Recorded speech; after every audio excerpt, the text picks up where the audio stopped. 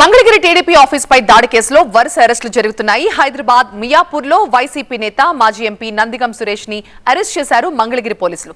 అక్కడి నుంచి కారులో తరలించారు. మంగళగిరి పోలీస్ స్టేషన్ కు తరలించారు. నిన్న హైకోర్టు వైసీపీ నేతల బెయిల్ పిటిషన్ కొట్టేయడంతో పలువురిని అరెస్ట్ చేసేందుకు పోలీసులు కదిలారు. దీంతో హైదరాబాద్ లో నందిగం సురేష్, విజయవాడలో డిప్యూటీ మేయర్ భర్తని ఇద్దరిని కూడా అరెస్ట్ చేశారు.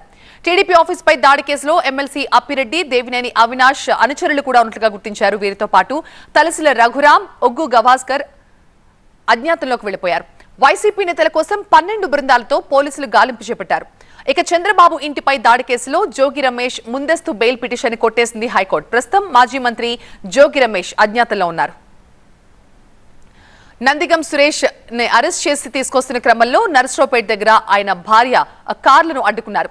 తన భర్తను అన్యాయంగా అరెస్ట్ చేశారని, ఆయన దాడి కేసులో ఉన్నట్లుగా సాక్ష్యాలు కూడా లేవంటున్నారు నందిగం సురేష్ భార్య లత. ఇదే మంగళగిరి పిఎస్ లో గతంలో తన భర్తపై హత్యాయత్నం కూడా చేశారన్నారు. సురేష్ కి ఏదైనా జరిగితే చంద్రబాబుదే బాధ్యత అంటున్నారు లత. ప్రజావేదిక కూల్చేదానిలో, టీడీపీ పార్టీ ఆఫీస్ కూల్చేదానిలో ఏ మీడియాలోనైనా లేకపోతే ఏ నందిగం సురేష్ గారు ఉన్నట్టు ఏ ఒక్క సాక్ష్యమైనా ఉంటే ఇదిగో నందిగం సురేష్ గారు ఎలా ఉన్నారు, ఇదిగో ఫోటో అని చూపించవచ్చు కదా. ఇది పర్సనల్గా రాజకీయ కక్షపూరితంగానే నా భర్తని అరెస్ట్ చేశారు. ఈ స్టేషన్లో నా భర్తకి ఏదన్నా జరిగితే ఈ రోజు వరకు తను చాలా హెల్దీగా లోపలికి వెళ్ళారు, చాలా యాక్టివ్గా ఉన్నారు. ఏ చిన్న ఇబ్బంది ఉండి ఆయన బయటకు వచ్చినా సరే నేను చంద్రబాబు నాయుడు మీద హైకోర్టుకు కాదు సుప్రీంకోర్టుకు కూడా వెళ్ళి నేను చంద్రబాబు నాయుడు మీదే కేసు పెడతాను. నందిగం సురేష్ అరెస్ట్ తర్వాత మంగళగిరి పిఎస్ కు వైసీపీ నేతలంతా చేరుకున్నారు. అయితే వారిని లోపలికి అనుమతించలేదు. కాసేపటికి ఉద్రిక్త వాతావరణం నెలకొంది. నందిగం సురేష్ అరెస్ట్ అక్రమమన్నారు వైసీపీ నేత సుధాకర్ బాబు. అక్రమ కేసుల్లో దళితులను ఇరికిస్తున్నారని, తమను పిఎస్ లోకి ఎందుకు రానివ్వడం లేదంటూ ప్రశ్నించారు. ప్రభుత్వం ఎన్ని వేధింపులకు పాల్పడ్డా జగన్ ని విడిచిపెట్టేదే లేదు అన్నారు సుధాకర్ బాబు.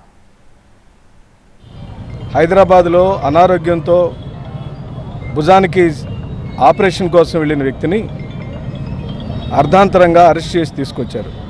ఆయన మీద అక్రమంగా ఒక కేసుని ఇప్పుడు బనాయించి 3 సంవత్సరాల క్రితం దాడి జరిగినప్పుడు ఎవరెవరు దానిలో పాల్గొన్నారో పోలీసులు విచారణ చేశారు. అనుమానితులందరినీ పట్టుకున్నారు. చట్టపరమైన చర్యలన్నీ తీసుకున్నారు.